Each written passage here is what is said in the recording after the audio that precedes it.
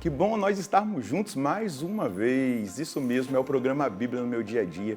E é sempre um momento esperado por todos nós para fazer essa experiência com a palavra de Deus. Esses dias eu estava lendo um documento sobre a palavra de Deus e nesse documento, ali também tinha um conteúdo muito rico da Dei Verbum, caso você queira ler, é sobre a palavra de Deus do Vaticano II, dizia que a Bíblia é um sacramental de santidade. Olha que coisa forte. A palavra de Deus é um sacramental de santidade, ou seja, é uma ação de Deus na nossa vida para a nossa santificação. E é muito bom a gente estar aqui no programa Bíblia no meu dia a dia, fazendo essa experiência, Deus que nos santifica pela palavra. E para que nós compreendamos aquilo que Deus quer falar conosco hoje, no nosso estudo, vamos suplicar a presença do Divino Espírito Santo. Em nome do Pai, do Filho e do Espírito Santo. Amém. Vinde, Espírito Santo, enchei os corações dos vossos fiéis e acendei neles o fogo do vosso amor. Enviai o vosso Espírito e tudo será criado e renovareis a face da terra. Oremos, ó Deus que instruíste os corações dos vossos fiéis com a luz do Espírito Santo. Fazei que apreciemos retamente todas as coisas segundo o mesmo Espírito e gozemos sempre da sua consolação, por Cristo Senhor nosso. Amém. Quero convidar você a pegar a sua palavra, o seu caderno, para nós anotarmos o texto que nós iremos estudar hoje. Anota aí, Números, capítulo 27, versículos de 12 a 23. Números, capítulo 17, versículos de 12 a 23. Vamos juntos ler o texto e depois meditá-lo. O Senhor disse a Moisés: sobe ao monte Abarim para ver a terra que darei aos israelitas. Depois de vê-la, também irás reunir-te a teu povo, como já aconteceu com teu irmão Arão. É que fostes rebeldes à minha ordem no deserto de Sim, durante a revolta da comunidade, quando deveríeis ter afirmado minha santidade diante deles por meio das águas. Tratava-se das águas de Meriba em Cádiz, no deserto de Sim. Moisés falou ao Senhor, dizendo: ó Senhor, Deus dos espíritos que animam todos os seres humanos, estabelece sobre a comunidade alguém que tome iniciativas e faça executar, a fim de que a comunidade do Senhor não seja como ovelha sem pastor. O Senhor disse a Moisés: toma Josué, filho de Num, homem de grandes qualidades, e impõe a mão sobre ele. Coloca-o de pé diante do sacerdote Eleazar e de toda a comunidade, e passa-lhe o cargo à vista deles. Delega-lhe parte de tua autoridade para que lhe obedeça toda a comunidade dos israelitas.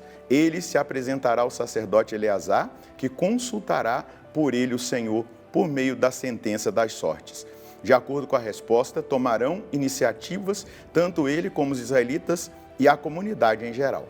Moisés fez o que o Senhor lhe tinha ordenado. Tomando Josué, colocou-o de pé diante do sacerdote Eleazar e de toda a comunidade. Depois, impôs as mãos sobre ele e passou-lhe o cargo, como o Senhor tinha dito a Moisés. Chegamos no momento derradeiro, dessa história desse povo no deserto, que é ali purificado no deserto para entrar na terra prometida. Deus diz para Moisés: você vai subir, vai olhar a terra, mas você não entra nessa terra por causa daquele pecado cometido no momento de bater com a vara na pedra. Ele bateu forte duas vezes, como se ele estivesse desconfiando ou como se ele quisesse chamar atenção para o ato que ele estava fazendo e não para a santidade de Deus. Então Deus diz para ele: olha, você vai ver a terra, mas não entrará nela. É muito pertinente a gente perceber que existem realidades muito importantes que nós precisamos levar em consideração quando nós nos confessamos, quando nós confessamos os pecados. Deus, ele perdoa os pecados, ele esquece os pecados, ele apaga, deixa de existir, cai no nada, não existe mais. Porém, existem as penas dos pecados que nós cometemos e que nós precisamos fazer penitência, rezar. Por isso que o sacerdote dá uma penitência para que a gente faça logo após a nossa confissão. Mas também indulgências que nós lucrarmos, penitências que nós fazermos, jejum, propósito, a gente tem que sempre pedir ao Senhor que seja também para a purificação das penas dos nossos pecados. Se nós não purificarmos essas penas aqui, a gente vai purificar no purgatório. Então, Moisés aqui recebe a pena daquilo que ele havia cometido. Ele não vai entrar na terra prometida. Mas, ao mesmo tempo, existe algo precioso aqui. A missão não acaba. A missão tem continuidade. Possivelmente você já tenha vivido na sua paróquia a mudança de pároco, não é? Sai um, entra outro. A vida da comunidade continua, porque não é a pessoa em si, mas é a obra de Deus. A missão, ela não pode parar, ela não termina com o homem, pois é a obra de Deus. É Deus quem conduz o seu povo de geração em geração. Veja bem, no ano de 2022, no dia 12 de dezembro, o nosso pai fundador, Padre Jonas Abib, faleceu. Ele era o nosso pastor, o nosso líder. Mas a Canção Nova não parou, a missão não parou. Na verdade, nós temos um legado a levar, que foi deixado por ele, mas vamos continuar a missão. Com certeza, lá do céu, ele intercede pela Canção Nova para que a gente faça a obra, faça a missão, realize a missão. É dessa maneira. Ninguém é insubstituível. Claro, cada um tem a sua história e a história é levada em consideração. Veja só, tudo que Moisés fez, viveu, tudo aquilo que Moisés realizou em nome do Senhor. Tem uma história, tem que ser considerada, jamais a história deve ser desconsiderada, mas a missão continua. E a beleza é perceber aqui algo que nós vemos até mesmo na Santa Igreja. Se você for uma ordenação, você vai ver uma transmissão de poder, poder espiritual. Quando o bispo impõe as mãos sobre o seminarista, quando ele é ordenado diácono, depois com a ordenação sacerdotal, vai impor as mãos e vai fazer a oração consecratória, onde ali vai acontecer o mistério da ordenação, onde deixa de ser uma pessoa do povo de Deus para ser inserido nesse poder. A partir daquele momento, não é só o sacerdócio comum dos cristãos que aquele homem possui, mas ele passa a exercer um sacerdócio ministerial. Quando ele vai exercer esse sacerdócio nos sacramentos, ele exerce em nome de Cristo cabeça. Sacerdos alter Cristo, o sacerdote é o outro Cristo, e ele exerce a sua função sacerdotal em Cristo cabeça, que governa, que exerce, que faz a obra. É o próprio Cristo. Isto é o meu corpo, este é o cálice do meu sangue. Eu te absolvo de todos os teus pecados.